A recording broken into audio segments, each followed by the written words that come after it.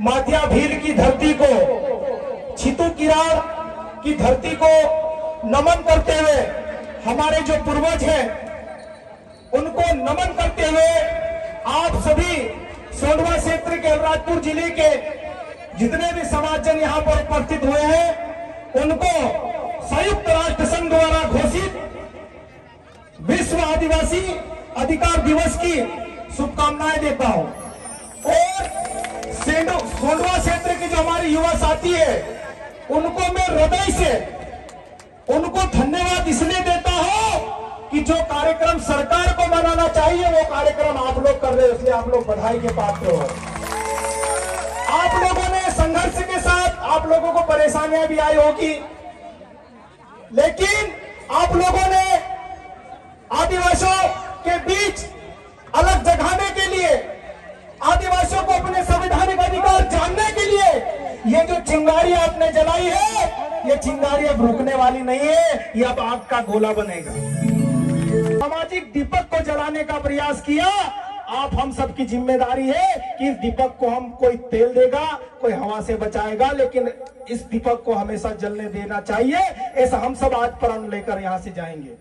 साथियों, आज अधिकार दिवस की हम बात कर रहे हैं, लेकिन आप सबको मैं पूछना चाहता हूं, एक प्रश्न आपके मन में डालना चाहता हूं।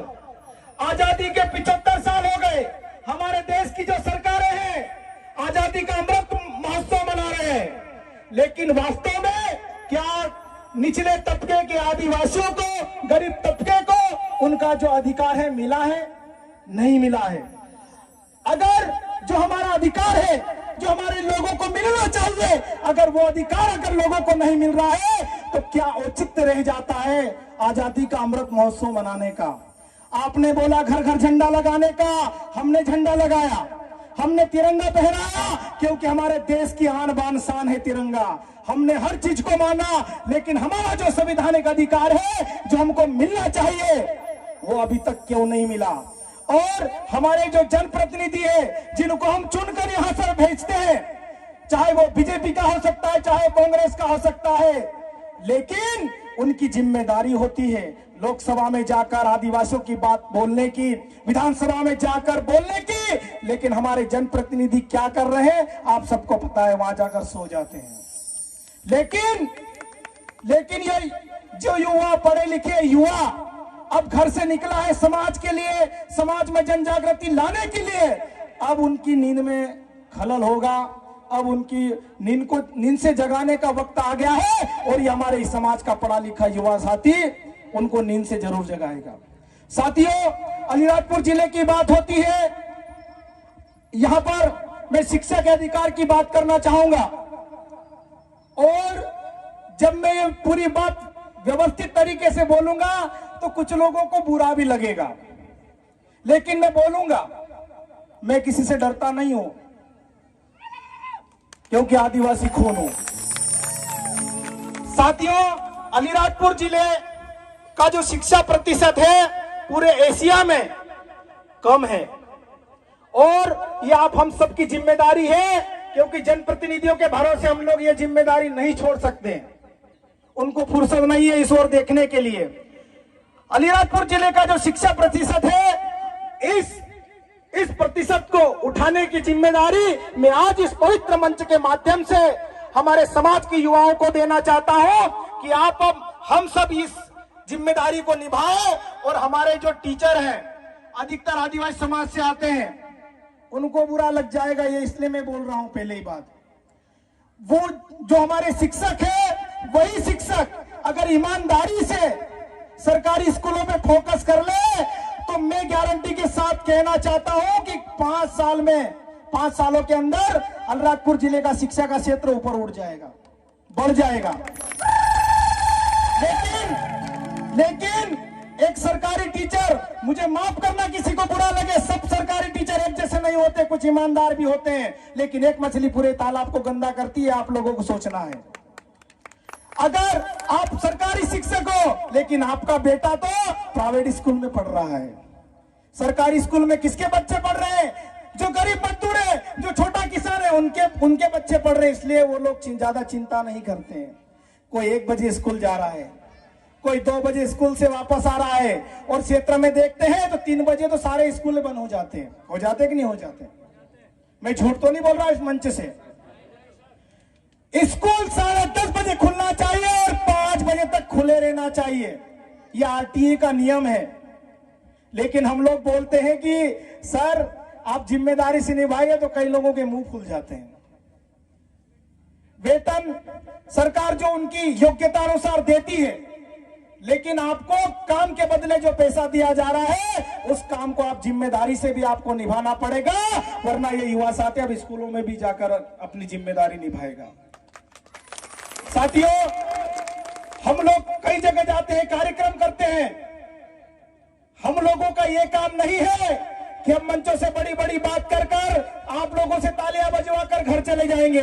नहीं, मूल समस्या के जड़ तक हम लोग पहुंचेंगे, तभी हमारे समाज का जो अधिकार है। क्योंकि अगर जैसे भारत भाई मौर्य ने बोला था, ये उंगली तभी कर पाओगे जब आप पढ़ लिख जाओगे, कुछ बात जानने लग जाओगे, अपने अधिकार जानने लग जाओगे। वरना हमारे लोग तो जनपदों में घुसते हैं तो पियून भगा देता है, कॉलेज में घुसते हैं तो पियून भगा देता है, तहसीलदार के ऑफिस में जाते हैं तो पियून भगा देता है। जबकि पियून की ड्यूटी क्या होती मालूम आपको? झाड़ू लगाना और पानी पिलाना, और वो पानी किसको पिलाना? हमको पिलाना है। लेकिन वो आंख दिखा देता है और हमारे लोग वापस आ जाते हैं। आप सब अपने अधिकारों को समझो। हमारा अधिकार क्या है? क्योंकि चाहे वो अलीराजपुर जिले का कलेक्टर हो, वो यहां का बॉस नहीं है, यहां के बॉस हम लोग हैं। हमारे टैक्स से उनको वेतन मिल रहा है। साथियों, जब तक हम अपने अधिकारों को नहीं समझेंगे, अपने आप को नहीं समझेंगे, भोपाल में, दिल्ली में अगर कोई बोल दे कहां से हो आप, अलीराजपुर जे, तो आधे लोग डर जाते हैं। आज भी इतना खौफ है अलीराजपुर जिले का। और तुम जनपदों में, हमारे लोग जनपदों में घुसने से डरते हैं, तहसील कार्यालय में घुसने से डरते हैं। अब ऐसा नहीं होना चाहिए। आंखों से आंखों मिलाओ, बात करो अपने अधिकारों के लिए। हमारे लोगों को खाद नहीं मिलता है, हमारे लोगों को राशन नहीं मिलता है। और काल आओ जी, कोई अपना मार से जाते रहे, कॉल आड़े आवे, 3 दाड़े भी काई काम नहीं हुए। अभी हमने 2-4 दिन पहले कुक्सी में रात को 10 बजे तक खाद बंटवाया, और इसलिए बंटवाया क्योंकि नियम कानून हम जानते थे। और सब ये कर सकते हैं, सभी युवा साथी ये कर सकते हैं। हमारे लोगों की जो समस्या है उनको दूर करना किसकी जिम्मेदारी है? हमारी जिम्मेदारी है। 47 लोग हमारे जनप्रतिनिधि सो रहे हैं, हमारे 47 विधायक है। वरना अगर उनको आदिवासी समाज की चिंता होती, हमारे प्रदेश में 6 सांसद है आदिवासी और 1 राज्यसभा सांसद है, 7 सांसद है, 47 आदिवासी विधायक है।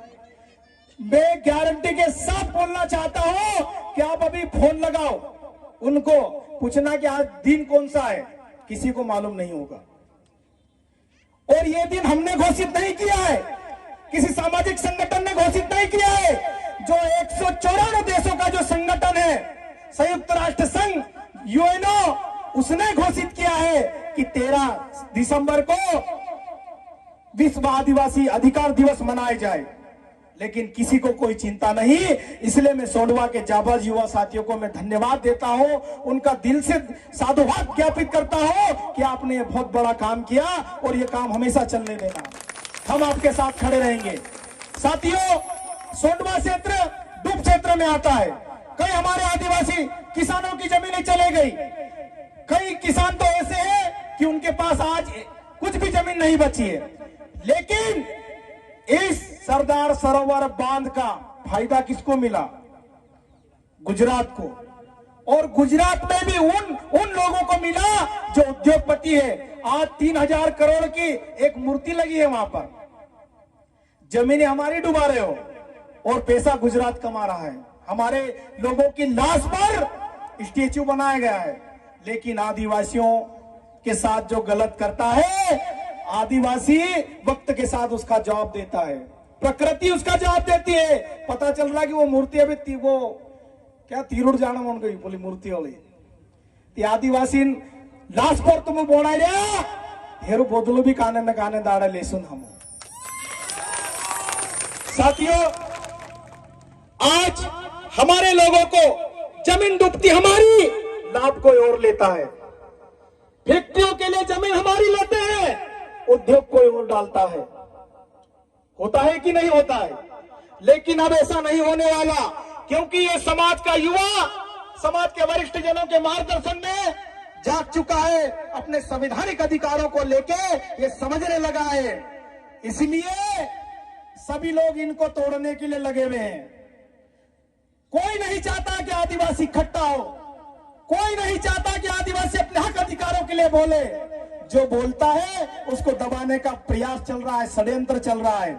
लेकिन कितनों को दबाओगे? हमारे जो महान क्रांतिकारी है, अगर वो डर जाते, वो दब जाते, तो आज भी हम किसी अंग्रेज के घर में लेटरिन साफ कर रहे होते। आज हमारे समाज के जो क्रांतिकारी रहे, जिनको मौत का खौफ नहीं था, जिनको संवैधानिक अधिकारों की चिंता थी, अंग्रेजों से लोहा लेने वाले आदिवासी महान क्रांतिकारी रहे। और ये देश जब आजाद हुआ तो इस देश की आजादी में 70% जो योगदान आजादी की लड़ाई में रहा वो हमारे पूर्वजों का रहा, हमारे आदिवासियों को रहा। इसलिए अपने आप पे गर्व कीजिए कि हाँ, हम आदिवासी हैं। साथियों, बोलने की बहुत सारी बातें हैं, लेकिन उन बातों का कोई मतलब नहीं रह जाता है जो यहां सुनते हैं और इधर निकल जाती है। आप संविधान में जो आदिवासियों को विशेष अधिकार दिए गए हैं, आप उतना ही पढ़ लीजिए, आपको कहीं और जाने की आवश्यकता नहीं पड़ेगी। लेकिन हमारे युवा साथियों को आज इस मंच से मैं कहना चाहता हूं, कुछ युवा साथियों को बुरा भी लगे तो 10 बार लगे। हमारे समाज के अधिकतर युवा आजकल देख रहे हैं हम लोग कि वीडियो बना बनाकर दवाई पी लेते हैं, वीडियो बना बनाकर फांसी पे झूल जाते हैं।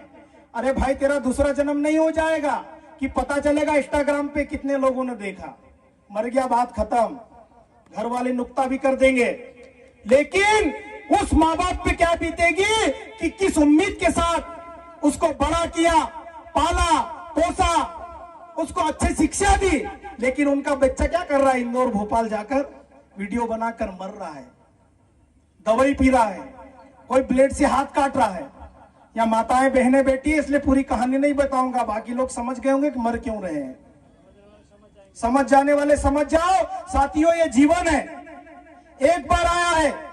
अगर बिरसा मुंडा भी अगर ऐसे हाथ काट लेते, दवाई पी लेते, पॉइजन पी लेते, रस्सी पे झूल जाते, तो आज बिरसा मुंडा को कोई याद नहीं करता। अरे मौत आएगी, मर जाएंगे। कोई यहाँ अमर पट्टा लेकर नहीं आया है, कोई यहाँ 200, 500, 1000 साल जिंदा नहीं रहेगा। लेकिन जितने जी ऐसा काम कर जाओ कि मरने के बाद भी लोग आपको याद करें। जरा सी बात के लिए मर जाते हैं। मेरा छोटा पेट बना इसलिए कोई मर गया, मुझे दारू नहीं पिला इसलिए कोई किसी को मार दिया। ये बात होती है क्या? मैं सभी युवा साथी जिनके भी दोस्त ऐसे हैं उनको आप समझाओ, क्योंकि एक गरीब माँ बाप, मैं भी एक गरीब माँ बाप की औलाद हूं। मुझे अच्छी तरह मालूम है कि मेरे पिताजी ने मुझे कैसे बड़ा किया। अगर मैं भी नालायक बेटा बन जाऊं तो फिर मेरे माँ बाप को तो पछतावा होगा ही। इसलिए मेरे युवा साथियों, इस सोशल मीडिया की जो दुनिया है, ये बहुत बड़ा ताकत है आदिवासियों के लिए। आदिवासियों की आवाज अखबारों में नहीं दिखती, टीवी चैनलों में नहीं दिखती, लेकिन आज सोंडवा में जो कार्यक्रम हो रहा है उस सोशल साइट का कुछ अच्छा भी उपयोग कर रहे हैं कि आज देश दुनिया के लोग भी यहाँ का कार्यक्रम देख रहे हैं। ये सोशल मीडिया की ताकत होती है। लेकिन कुछ लोग यूं मोबाइल पकड़ेंगे और यूं रस्सी में बांध के लटक के मर जाते हैं। कई लोगों अभी 2-4-8 दिन पहले एक लड़के का दवाई पीते हुए वीडियो आया, खूब पी रहा वो दवाई कपस में छिटने वाली, और मर गया वो। पता नहीं ऊपर से देख भी रहा कि नहीं देख रहा है, किसको मालूम। लेकिन सभी युवा साथी, मेरी बात बुरा लगी है तो बिल्कुल मुझे मंच के पीछे ले जाके धो लेना, मुझे कोई फर्क नहीं पड़ेगा। लेकिन मैं सत्य बात बोल रहा हूं, क्योंकि आपकी एक छोटी सी गलती की वजह से पूरा परिवार बर्बाद हो जाता है। और एक आदिवासी समाज का लड़का अगर बेवजह बेमौत मर जाता है तो एक पीढ़ी खत्म हो जाती है। उस बात को समझिए आप। आज आदिवासी कम क्यों हो रहे हैं? इसीलिए हो रहे हैं। हमारे पूर्वज कभी दवाई नहीं पीते थे क्या दाजी? ढाला दाजी जतरा भी से पूछो, खैर दाजी पितला गए, घुड़सो काट्यो गए नहीं काट्यो, कभी करंट में नहीं मरे हमारे लोग, दवाई हमारे लोग नहीं पे, फांसी के झूले कभी नहीं झूले, फालतू काम करते नहीं थे। दिन भर काम करना, शाम को कच्ची 2 गिलास पी के घर से आराम से सो जाना, ये हमारे लोगों का काम था। लेकिन आज जो विदेशी शराब आती है महंगी महंगी, उनको पीकर हमारे लोगों के दिमाग, हमारे लड़कों के दिमाग में अलग अलग विचार आते हैं। कोई फेल हो गया, मर गया, किसी का नंबर अच्छे नहीं आए, मर गया, किसी की जॉब नहीं लग रही, मर गया। अरे जो अनपढ़ है गांव का, वो भी दाढ़ की मजदूरी कर कर जी रहा है और लोग परिवार को पाल पोस भी रहा है। पूरे सप्ताह भर काम करता है, हाटे दाड़े एक बार कुकड़ू लावे नाव का घर वाला खोड़ तेके कहो आदिवासी। जरा सी बात को लेकर हमारे जो युवा साथी गलत कदम उठा रहे हैं, मैं उनसे निवेदन करना चाहता हूं कि आप बंद कर दीजिए। तभी ये जो अधिकार दिवस है, हमारे आदिवासियों के दिवस है, तभी हम लोग सक्सेस कर पाएंगे, तभी हम लोग मनाएंगे। वरना कार्यक्रम होते रहेंगे, डीजे में हम लोग नाचते रहेंगे, रैली निकाल लेंगे, कोई आएगा अच्छी अच्छी बातें बोल के चला जाएगा, लेकिन उसका निराकरण कुछ नहीं निकलेगा। तो साथियों, अभी और भी वक्ता है, मुझे ज्यादा, क्योंकि मैं नीचे से देख रहा था, जो ज्यादा बोल रहा था उसको चिट्ठी फंसा रहे थे, तो मुझे भी चिट्ठी न फंसा दे, इसलिए मैं अपना समय यही समाप्त करता हूं। और अभी यहां से रैली भी निकलेगी। तो महेंद्र दादा बहुत अच्छा गाना गाते हैं, दादा से निवेदन है कि एक गाना हो जाए। हमारे पीरू भाई सोलंकी यहाँ पर हैं, मैं आज पहली बार शायद उनको देख रहा हूं, लेकिन उनके जो गाने हैं, 1-2 मिनट, उनके जो गाने